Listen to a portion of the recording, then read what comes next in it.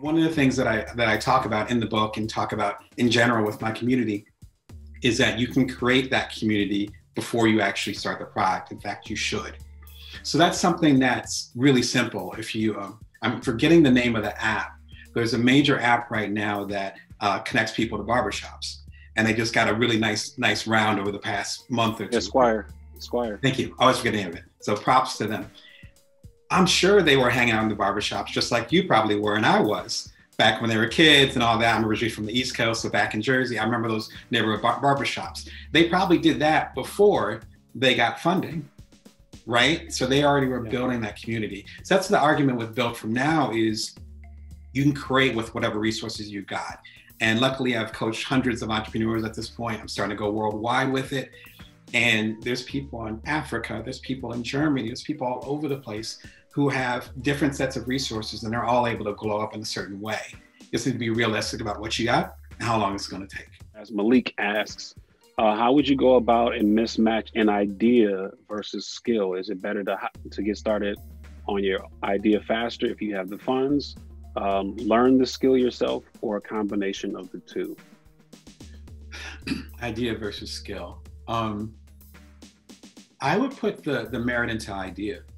Yeah, because I'm, as you can tell, I'm an octopus. So my background is journalism, and then I do public speaking, and I have my own coaching practice, I have my own book and print. So I like getting involved and having my hand in different pots we can get into that, but many different reasons for that.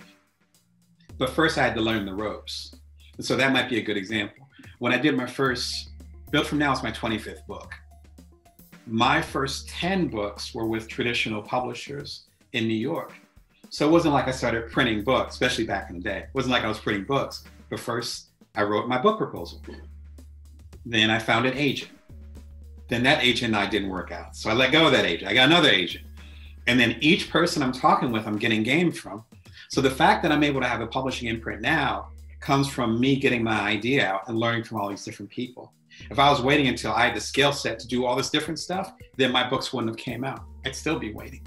So I'd say the idea will be paramount. You can figure out the skills later. To not end this conversation, we do have a couple of minutes left without talking about the impacts COVID has on the opportunity to start your own thing. A lot of people were pushed out of their positions last year. People who were making really, really good money had the secure jobs and found out they were not so secure.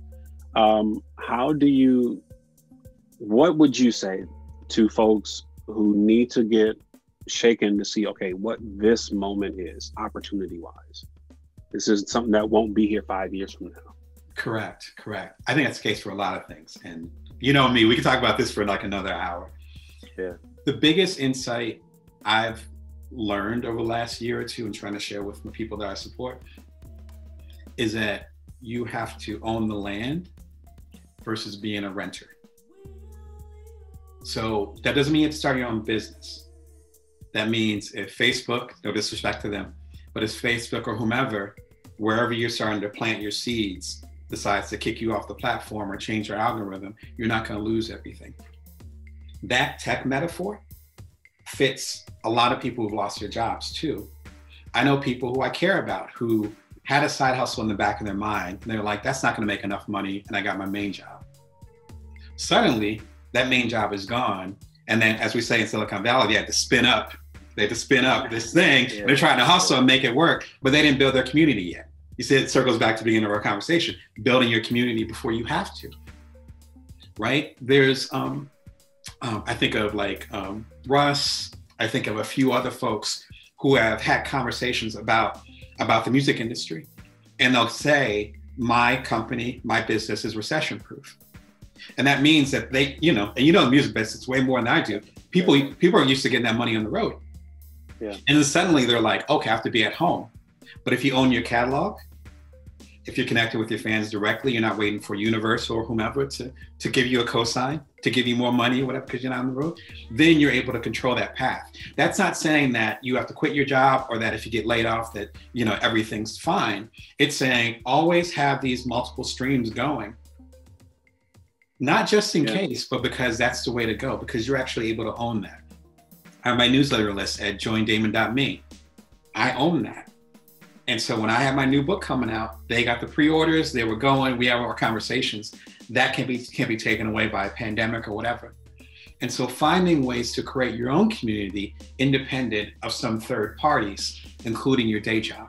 If you do that, then I think that creates true security, even though that might take a little bit more time than you. My pop came home one day and he's like, son, Damon, like, I want you to see this. And he's calling me down, and he has fair skin and his face was like red, you know, because he has freckles. And so I was like, I knew something was going on. I thought I was in trouble or something. You know, I come down, and I had to be a teenager at the time. I was like 13, 14. And he shows me this check, and it has like 5 digits on it. And he's like beaming. And I think he might have had like a steak and, you know, a Glenlivet or something. Because actually, it was probably Doris, because Scotch was his thing. You know, and he was just beaming. And I didn't remember that memory until like a few years ago when I was writing Bring Your Worth, where I was like, oh my God, like that's like me when I did my startup Cuddler shortly after you and I talked last. And I did I bootstrapped these 2 startups while I was a stay-at-home dad with my first child, who's now about to turn 8. And I became a founder of So Quotable, my first app. That got me to do my first TED Talk.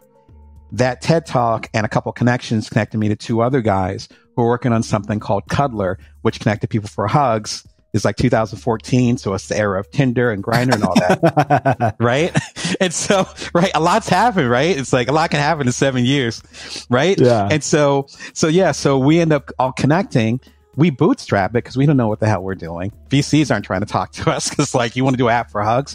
Within that first week, September of 2014, Cuddler had 100,000 users, and we had 10,000 completed cuddles. And we're on the late night talk shows and the morning shows.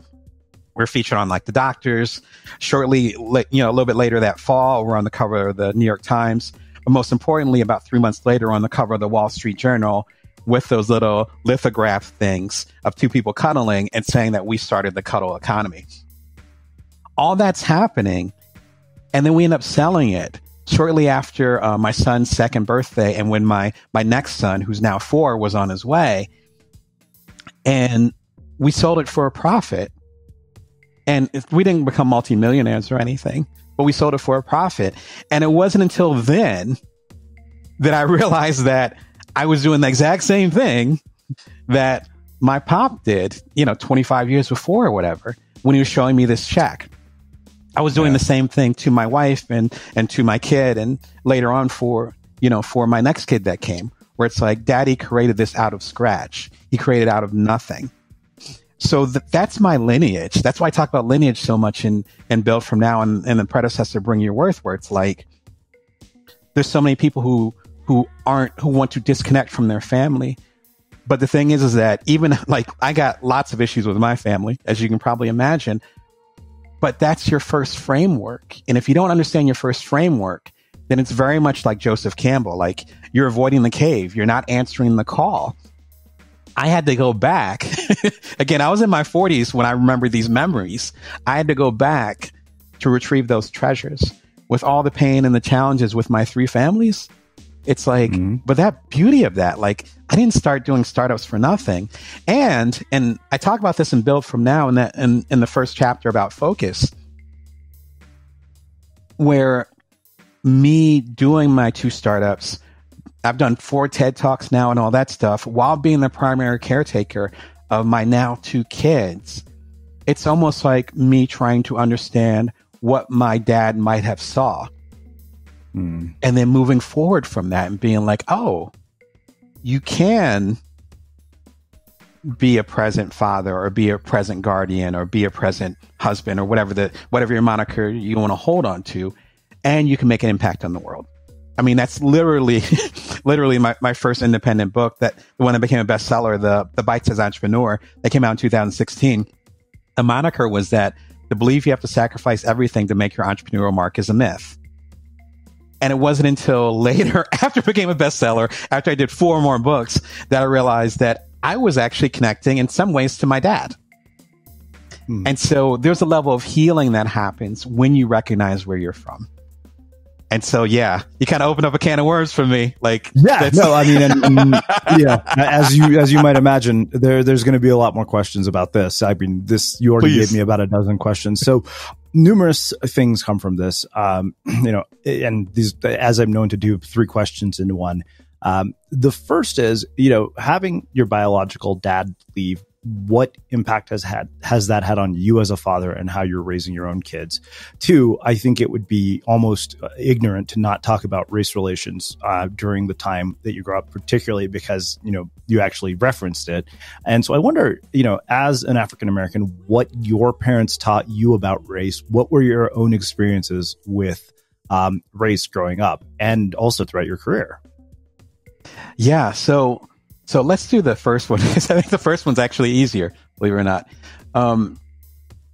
I think my dad leaving or not being involved in our family, I should say it like that, because I'm still cool with him. It was just too much for him, I think, just to be honest. And me realizing that the responsibilities that we have are based on the resources that we have. And often when we neglect our responsibilities or we shy away from them, it's often because we undervalue the resources that we currently have at the moment. I mean, this kind of circles back to Build From Now. I mean, literally the subtitle, How to Know Your Power, See Your Abundance, Nourish the World. Like that subtitle is like on purpose, where it's like, you're not going to be able to handle everything, but you can handle some of everything. And there tends to be, when we get scared or when we feel overwhelmed, there tends to be fight, flight, or as they've added now, freeze. Or all 3, which I've experienced all 3. And so if I can help people understand the resources that they have that are in an abundance, then they can make an impact. You and I, I think in our conversation 7-8 years ago, I think we talked about perfection. And I think that kind of gets into this whole thing where it's like, I'm not going to, I'll give an example to be more direct with the question. I'm not going to be a parent until everything's perfect. Man, I've had 2 kids. I've been married for several years. Like, if I waited for everything to be perfect, then I wouldn't be married. I probably wouldn't be in a relationship at all. I definitely wouldn't have any kids. And so you work with whatever you've got, and trusting that you'll figure it out along the way, and getting that support or creating that support around you. I don't think he had that. And so that overwhelmingness, as well as perhaps the level of perfection and idealism might be even a kinder word, I think that prevented him from being fully present. I know that that's something that he struggled with over the years. And I have sympathy now. I was angry for a very long time, but I have sympathy now, particularly now that I'm a father. And again, I'm in my 40s, so my perspective is a little bit different. I get it. I'm looking at more like lineage. And then that's what I talk about in Build From Now, where those scars, those challenges, which number one, the fact that I can talk to you and thousands of strangers about it, like that's reflective of my healing, where I wouldn't be able to talk about that before with that level of honesty. But in looking at those scars and those challenges, I also understand where my strengths come from. And I was just literally just talking to my son about it yesterday, where, 7-year-olds they ask these amazing questions. And as a journalist, it's like, I was like, where'd that come from? And he was like, Dad, like, can you, he was like, I have a serious question. So he got real serious. I'm like, okay. And he said, how do you erase bad memories? Of course I'm thinking about Eternal Sunshine, which is one of my favorite movies and all that stuff. That's hilarious. I was thinking the exact, funny enough, I've never seen it, but that was the first thing that came to mind. Sharina, you'd love it. Like it's, okay. and I love, I forget the director's name. It's a French name, but I love his work anyway, but I think you'd really appreciate it. It's worth doing that this weekend. But what I explained to him, which is actually the premise of the movie, I'm not spoiling anything for you. It's just the setup is that you can't have, number one, there's no good or bad memories. They're just memories. They are what they are. If you take a page out of Stoicism, it's just, that's what happened, right? So that's number one. But then number two, if you erase the bad memories, and you're also erasing the good memories too. And so if I were to say, me and my stepfather have always had a complicated relationship, so I'm not going to think about him anymore. But then I can still remember the look on his face when he really earned income as an independent. I can remember that. That was like, now it's like 30 years ago. So if I erase the so-called bad memories of us having conflicts and challenges when I was growing up, then I also erase that moment. And I'm drawing back on that moment again when I sold Cuddler, 5-6 years ago. That was a direct million stories. And I'm like, wait, he's doing the work. And I don't mean that in a judgmental way. I mean, literally, like, y'all are parents, like the day-to-day work. Yeah. I'm like, wow. Now, to kind of bring it full circle, I've been with my wife for 15 plus years. We got married a handful of years ago. We had our first son about a year later. Our son's about to turn 8. And then our youngest son just turned 5. And I became a startup entrepreneur at the exact same time that I became the primary caregiver of our then baby, and she went back to work. And so I did these 2 startups. The first one called So Quotable. My first TED Talk got me the attention of a friend, and he and another person are working on an app called Cuddler, which connects people for hugs. So this is like we'll talk about that for sure. That is definitely so against the grain success story. Yeah, I give all that context because I'm in my 40s. It took me this long. I realized over the last year or two that today the hip way of saying it is breaking generational curses. But in the old school way of saying it will be saying, this is how you would do it. So it's almost like me saying, you can have this beautiful, strong career, and you can be active as hell as a dad, and hopefully be a good partner to your spouse. You can do both. This is how you do that. But in that sense, I'm almost talking to the 22-year-old version of my dad. And that just dawned on me over the last couple of years. I'm pretty introspective, but I'm like, how did I not see that? Well, I mean, you're not meant to sometimes, if you're too busy driving forward, launching businesses, writing books, running a household, that doesn't always afford you the time to make that connection. But it's pretty clear. Absolutely. You've been at this now as a freelance entrepreneur type person since around 2000. Correct. Yeah. So, I mean, have you even had a full-time job since you got out of grad school, like an office drone ship? No. So 21 years. Yeah. So it made perfect sense then at the time that your wife was perhaps more accustomed to traditional workplace. She likes structure. Right. So. And you clearly I don't. do not. And it came time to raise kids. It made sense for you to be the one to stay home with them. Absolutely. And to give some really quick context, on our first date, we were talking about what kind of lives we wanted to have. We're both pretty intense people, as you can probably tell, because you're first date and it's like you're in your 20s and you're like, well, this is what I like to do. And it's like, oh, okay, we seem to. So there was a lot of spreadsheets involved? What? No spreadsheets. But I like to talk, as you can probably tell. And so having that communication was really big for both of us, which is probably part of the attraction. And so from almost as early as then, she was in the middle of med school over in Chicago, which is where we met right after I got out of grad school. And so she already had her path set. I was working on my first major book. And so I already had my path set. The seeds were already planted for both of our lives that we have right now, many years ago. So it kind of made sense. And she's a pediatrician. So she just started working from home. But up until recently, she was out because obviously she had to see patients physically. And so it didn't make any sense for us to start a family, which is what we both wanted to do very early on, and then to fall into this quote unquote traditional home roles, especially since I always wanted to be a dad. So it's like I already had that drive to be like, oh yeah, let me create a career where I have the flexibility to take my kids to school, to make their lunch and all that stuff. That desire was already there probably before I met her. Where did that desire come from? Like me personally, I never wanted to be a dad growing up. Never thought I'd go down that path. Where did that come from for you? I think number one, I like kids. Oh yeah, that is something we don't have. No, not everybody likes kids. Like that's okay. I like my two. I don't know about everybody else. Exactly. I don't like mayonnaise. It's like it's either on or off. Like you can't make yourself like mayonnaise. Some people are built to be parents. Yeah. If I wasn't a dad, I'd be hanging out with friends who do have kids and babysitting for them and taking up slack. Okay. Or I'd be a teacher or something. Like I love kids. So I think that's part of it. But I think the other part of it, again, is just from my background. And there's a certain connection and a way of being heard that I feel like I didn't have growing up. I realized that was part of the reason why I communicate so much. I love connecting with people, was because I wasn't as much able to connect with my stepdad, because our personalities are pretty different. And, I looked at him as like the regulator. And then I have my dad, who physically wasn't there, even though we were cool. And so I wasn't able to have that communication line with him. So I think there's that energy of wanting to almost like, okay, well, let me go on this journey. Now that I have something to give, let me give that to other people.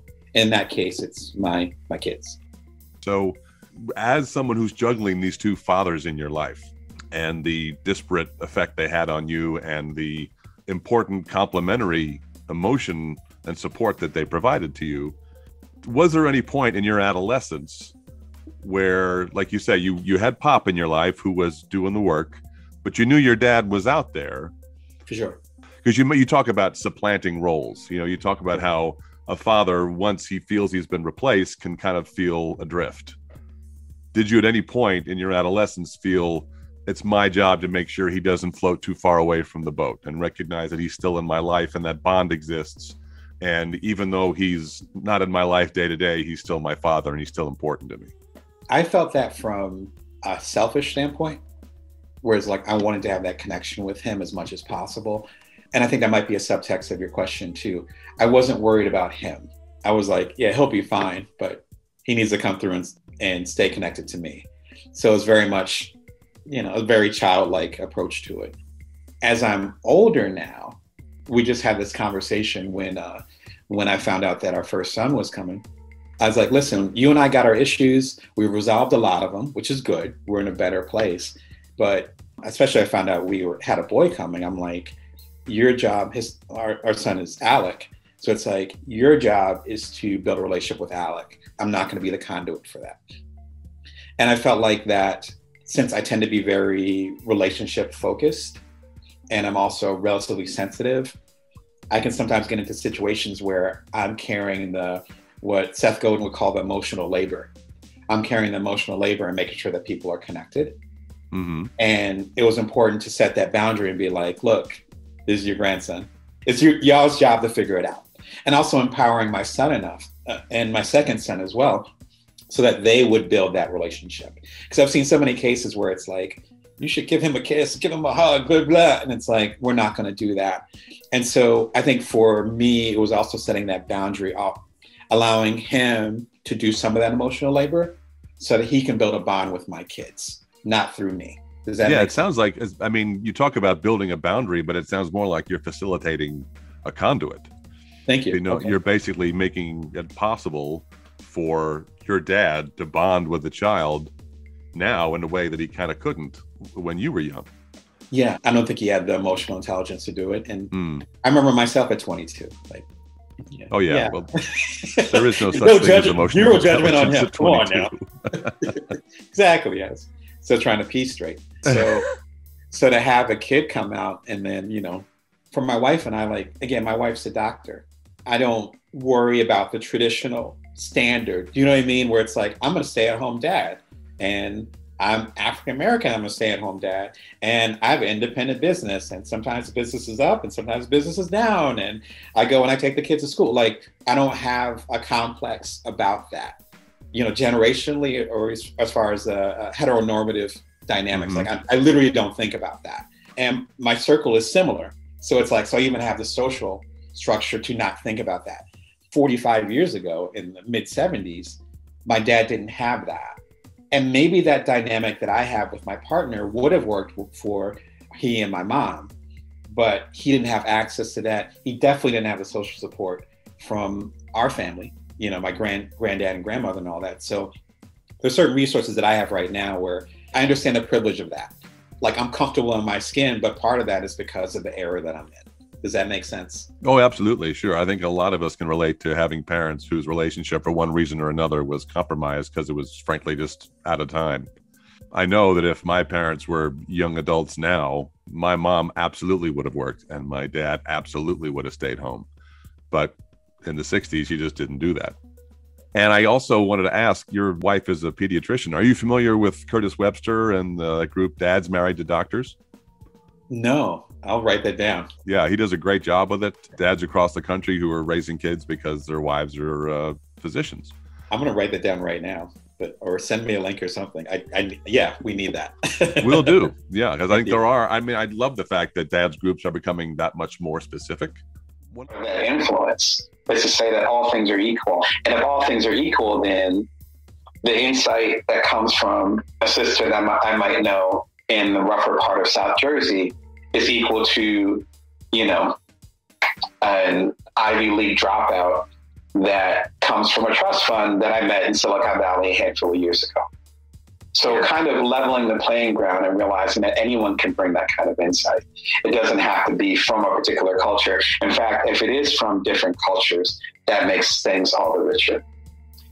Yeah, and your ability, as well as anyone else's ability to draw these parallels is I would say, a skill of observation in itself, because you have had the opportunity to occupy these various spaces that other people may or may not have the opportunities to occupy. But not only do you do that, you take from it, you observe, and you're drawing parallels that really help to build new things. When we look at innovation, essentially that's what innovation is, which is what you spoke to, is, okay, I'm gonna take a little bit from here, scratch that up, mix that up a little bit. Next thing you know, we have a remix and the crowd is going wild, right?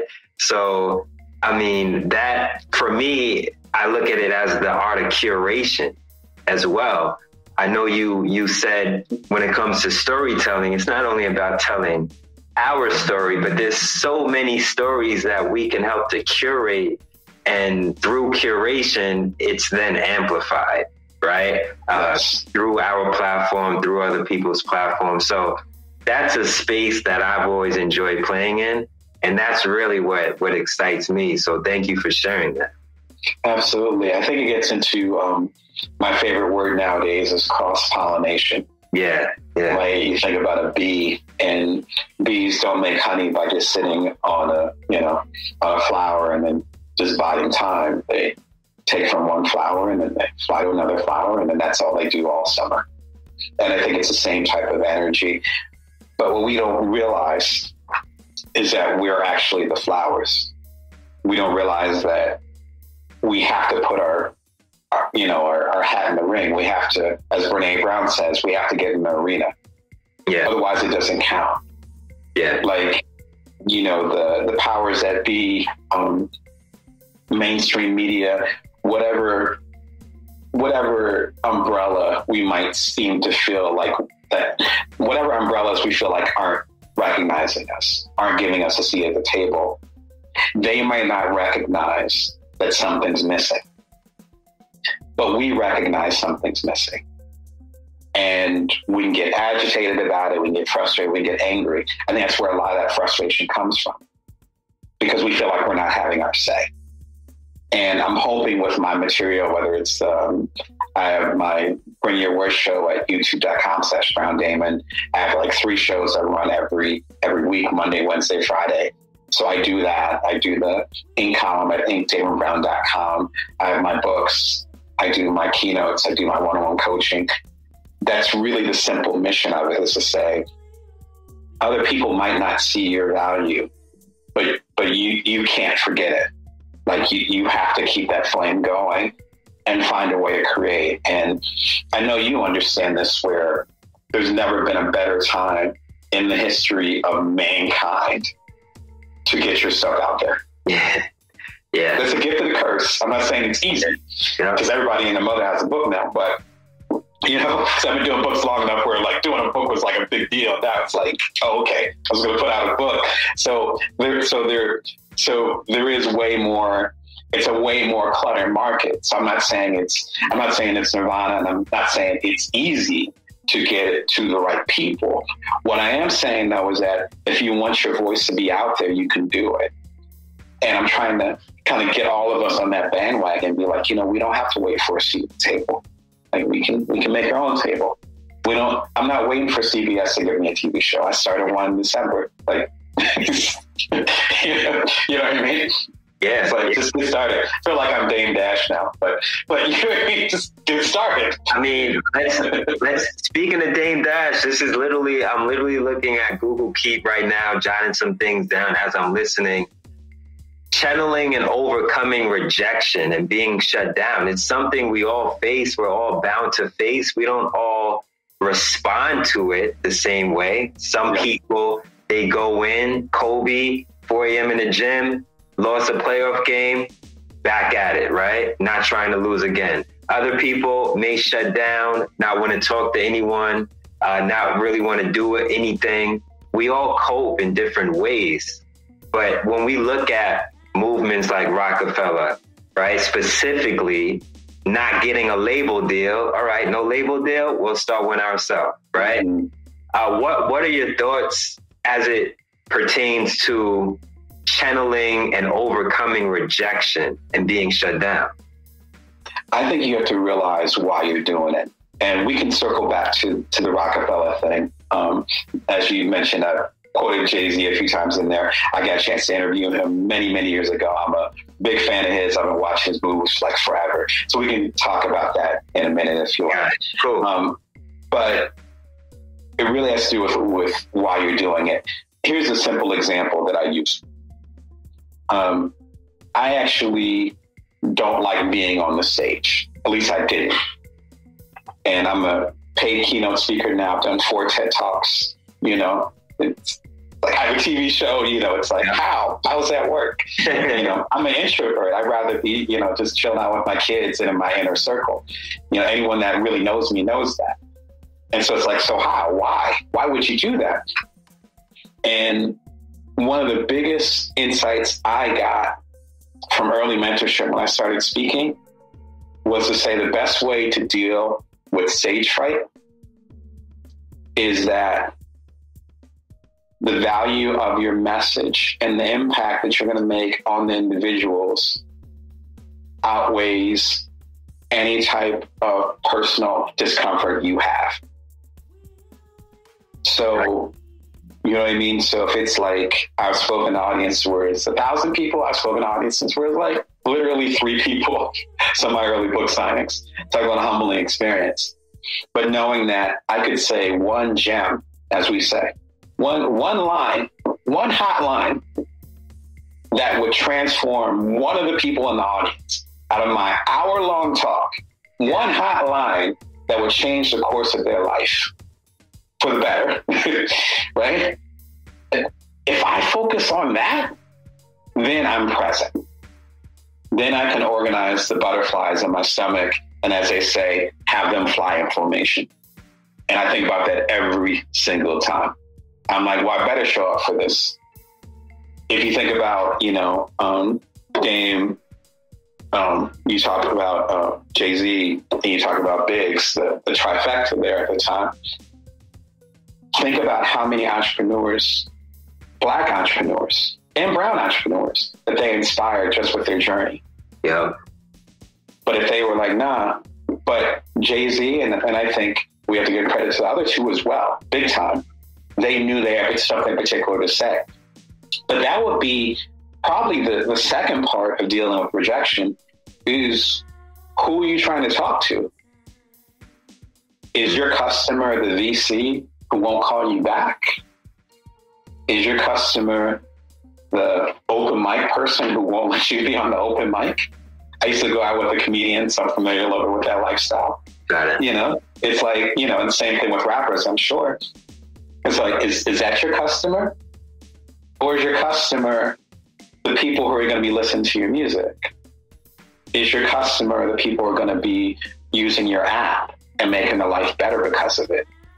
Is your customer the people who are going to read your writing and get inspired by it? Yeah. I mean, just to be clear, like, I have my own imprint. So I did like the traditional publishing. Built From Now is my 25th book. So my first 18 or so books were with traditional publishers in New York and on the West Coast a little bit later on. And most of them were great. But at a certain point, my vision was longer than theirs. The shift from the physical labor or the mental labor that we might have saw with let's say, the industrial age and the blue collar workers and the white collar workers, and then shifting to the mental labor that we saw with perhaps our generation, with the so-called knowledge workers. Emotional labor is that stuff that machines or technology or algorithm can't do. So the emotional labor, like you mentioned, I have 2 sons, they're 8 and 5. The emotional labor is caring for them as the primary caregiver. The emotional labor is when I do my one-on-one coaching and I'm guiding someone through a difficult time or where they might be stuck. You can't do that with ones and zeros, as we used to say back in the day in the programming world. You can't put that into, again, an algorithm. You can't do a startup that's going to handle those kinds of things and have it be automated by AI. Emotional labor are those things where, at least I believe, and again, based on Seth Godin's definition, is where we show up as our authentic selves in a way that many people cannot. It's in a way that can't be duplicated. And when we do emotional labor, we need to be thoughtful about that because our emotional energy isn't infinite. So if we're going to put in that emotional labor, we better make sure that it's something or someone that's worth pouring into. Right. Oh, man, I really love that lens on it. And I hadn't heard that before. All the things that you mention as being emotional labor, things like caring for kids or doing one-on-one coaching, these sound like things that are just sort of the nature of being a giving person. But how do you discern, is there a time when maybe you're doing someone else's emotional labor for them that maybe isn't truly your work to do? And how do you figure out if that's happening or if you are truly being of service to somebody else? One good indicator, and as you mentioned at the top, I like to give. And so there's an awesome book by Adam Grant called Give and Take, which you might be familiar with. It ended up being a bestseller a few years ago. I got a chance to connect with Adam, and I got a chance to read his latest books, but I'm still catching up on his older books. And Give and Take was probably like 6-7 years ago. And so I'm in the middle of reading that right now as I'm researching my next book that'll be out in January.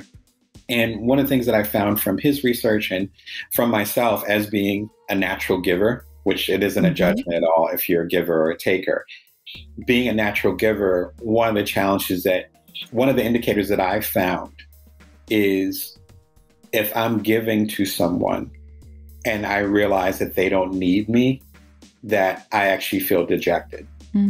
And one of the indicators, I think, of giving too much emotional labor is when you notice you're doing it for yourself, not for the other person. It's filling, as they say in psychology, it's filling a hole in yourself. It's not something that's altruistic. It's not something that's for the betterment of the world. There's a wonderful meme that I saw recently, and I'm so glad everyone knows what a meme is now, so I can just try it out because I've been looking at these for like years. And I'm like, finally people understand what a meme is.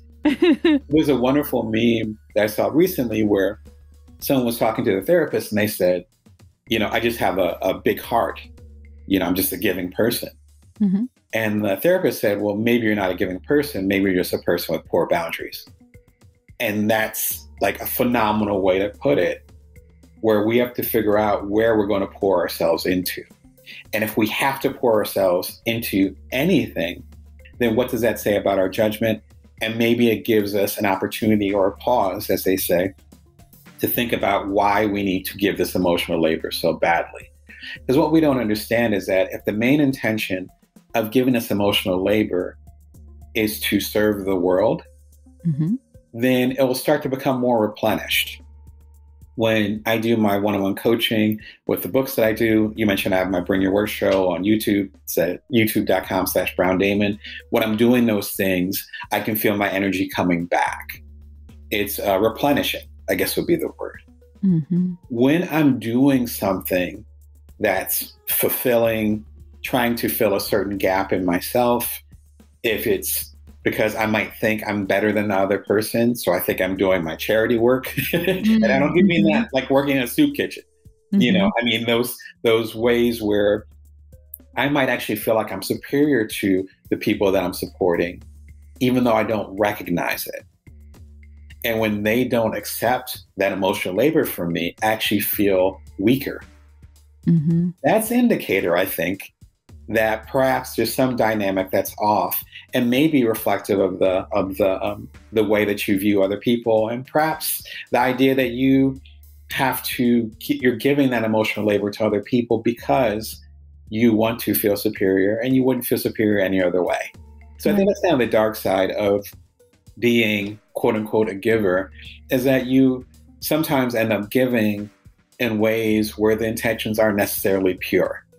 And my best indicator is when I realize I stepped over the line.